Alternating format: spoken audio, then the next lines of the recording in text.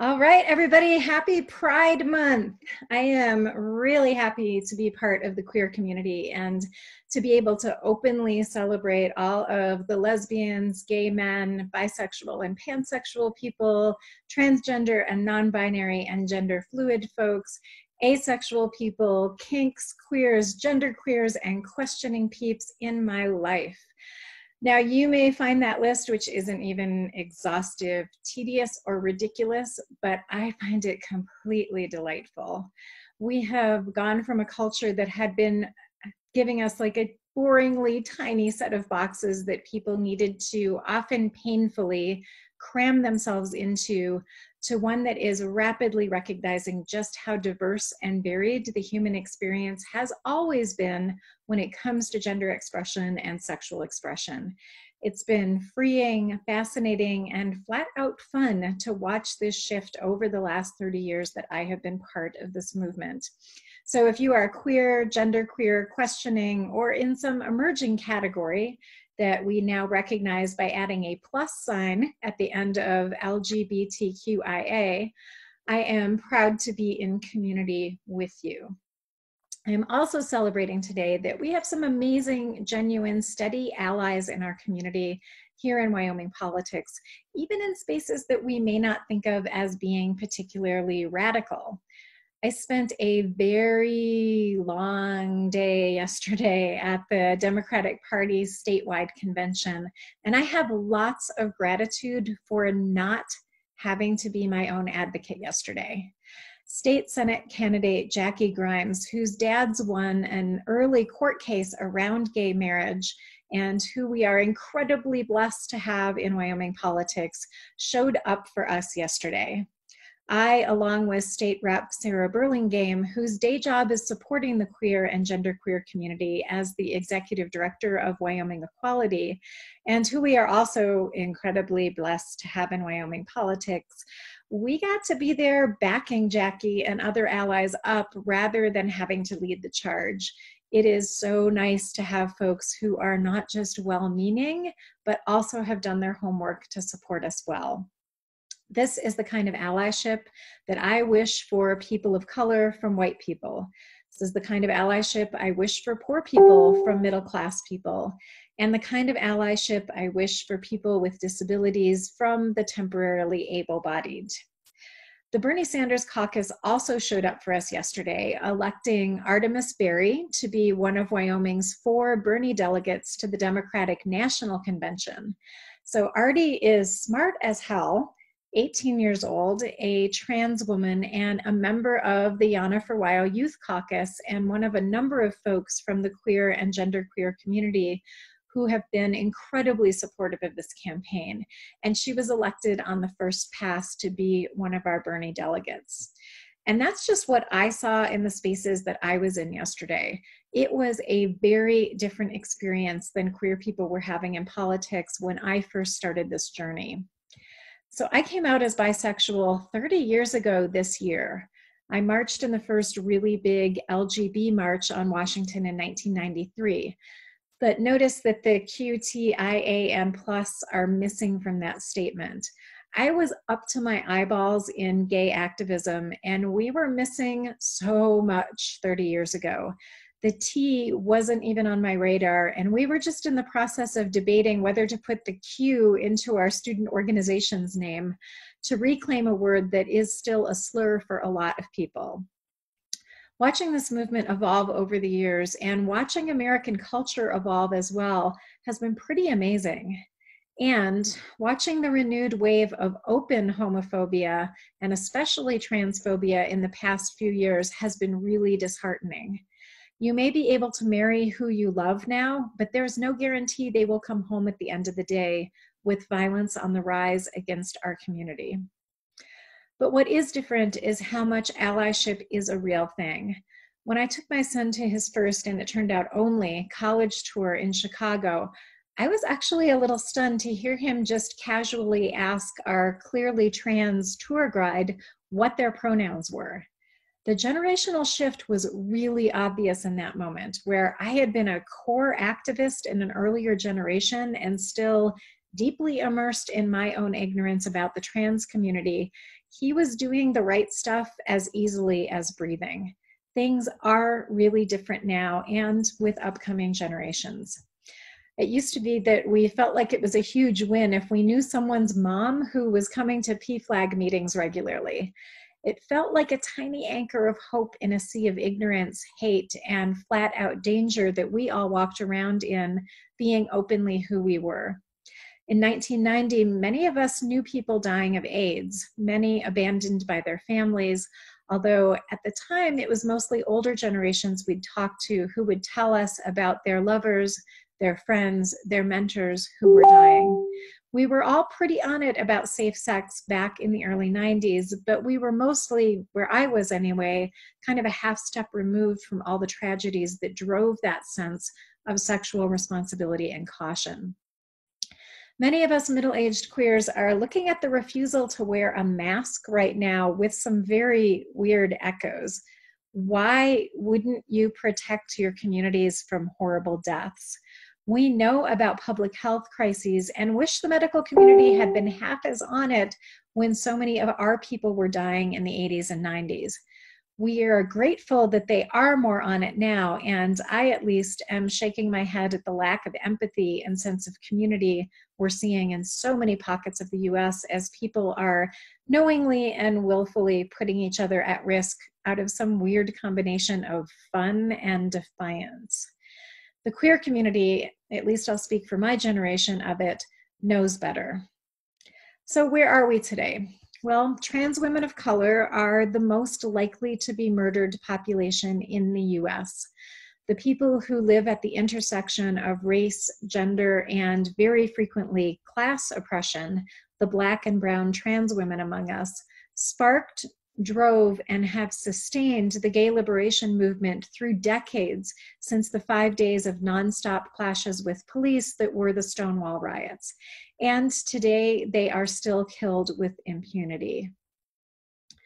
Mulacia Booker, Zoe Spears, Ashanti Carmen, Dana Martin, Chanal Lindsay, B. Love Slater, Bailey Reeves. These are just a handful of the trans women of color we have lost to violence over the last couple years. Trans youth are particularly vulnerable, partly because so many of them are kicked out of their homes when they come out. Having just one adult who is supportive makes a huge difference in trans youth's lives. But if your parents reject you, it makes it that much harder to even try to reach out to find that supportive voice. So many of them had no place to shelter in place in, putting them even more at risk during this pandemic. The suicide rates among trans youth are horrifying. According to statistics compiled by the Trevor Project, which is an amazing resource, the Trevor Project, 40% of transgender adults report having made a suicide attempt, and 92% of those tried before they turned 25. All of this is knowable stuff, and we need to be acting on it. One of yesterday's few hard moments at the convention was when a proposer of an amendment to use the language he or she in the Dem platform wouldn't accept they as a friendly amendment. We handled it well. We pushed the amendment through in spite of the resistance and got the they that we needed in there. But the refusal to recognize the damage that misgendering and making people invisible in our language does is part of what needs to change. I noted when I filed to get on the ballot that there was no option for people who don't use he or she to check. There are still many places where you can only answer that question with the gender you were assigned at birth. We need public officials who are modeling gendering people properly, even if we still make mistakes sometimes, and I know I do.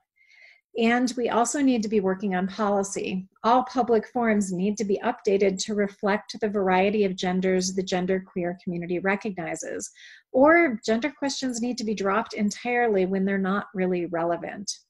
Gender-free restrooms are a nice start, but let's also make sure that homeless shelters, prisons, before we ban those things entirely anyway, And schools cannot force people into spaces that are unsafe for them or practice discrimination in a host of other ways. Our health services are also in critical need of reform. I lost someone I cared deeply about to suicide because they couldn't get queer-friendly mental health care in Wyoming or even in Washington State, which is in some ways ahead of us. We need trauma and oppression-informed gender and sexuality training to be basic training for all health professionals, mental and physical. And people need to know that their economic security is not going to be threatened by coming out and living openly as who we are. I'm delighted to live in the town that passed the first non-discrimination ordinance in Wyoming, but most of the rest of the country is still not there yet. If you can be fired for being queer or genderqueer, you are not safe. A lot of improvement could be made by simply including queer and genderqueer history in our schools, right alongside Indigenous, Black, Latinx, Asian American, and other people of color's history, and the history of labor organizing and other poor and working people's histories, and the histories of the disability rights movement, all in our schools. As an added bonus, those histories could tell some of the many stories of the ways that we have had each other's backs across seemingly disparate movements over the years, and there are a lot of those solidarity stories. We also need to ban some absolutely horrible practices that deeply reflect deep queer phobias. These include gay conversion therapy, intersex medical mutilation, and the gay and trans panic defenses. Nearly every professional service industry in this country has work to do to root out the homophobia, biphobia, and transphobia in their practices. And legislators have work to do to put frameworks in place that back that work up with legal consequences. So this is Pride Month, and I'm marking all the ways that we queer folk live in a different world than 30 years ago, and all the ways that we don't. Two things I feel most optimistic about. The first is the sheer number of young people who no longer buy into the gender binary. Half of people between 18 and 34 don't think gender is limited by two categories. And depending on the survey, as many as a third of young folks don't themselves identify as the gender they were assigned at birth. That's remarkable. The second is that a growing number of us recognize that our liberation is tied to the liberation of others, and we have moved much more into a space of solidarity. Allyship is great and needed, but it still preserves a sense of some people standing outside of the struggle. Solidarity is broadening our understanding of what the struggle is and seeing ourselves as genuinely in it together. The more we see ourselves as being side by side in our collective struggles to dismantle the interconnected systems of white supremacy, patriarchy, heterosexism, capitalist abuse of workers, and disability oppression, the more hope I have for a deep queer liberation that is genuinely diverse and freeing. Okay, now's the time for my obligatory paid for by Yana for WYO, and a time to open it up and say hi to Glenn, who's here. Hi, Glenn. Hey, Yana, thank you so much. That was awesome. I just have one quick point. You mentioned briefly that in 2015, Laramie, fantastically, was the first city in Wyoming to implement a non-discrimination ordinance which bans discrimination based on gender identity or sexual orientation. In your opinion, do you think every city in the state should enact similar legislation? Well, I think that would be great. And I also think that we should be doing that at the state and federal level as well, like relying on every town in the United States, like getting with it about this issue, as well as a host of other issues that we have. You know, this is, you know, certainly queer folks are not the only ones who are being discriminated against, as we are seeing thousands of people in the streets protesting against right now. And so, yeah, I think that a bunch of this basic human rights and civil rights stuff ought to be done at those higher levels. And the more cities that do it, the easier it is for their states to do it. And so I think this is one of those things where I'd love to see us keep working on it from the bottom up, at the same time that, you know, I'm hoping to be in DC working on it a little more from the top down starting next year. So that's awesome. All right, cool. All right, thanks for being here, everybody. Happy Pride Month. Yay. Love you all. Thanks.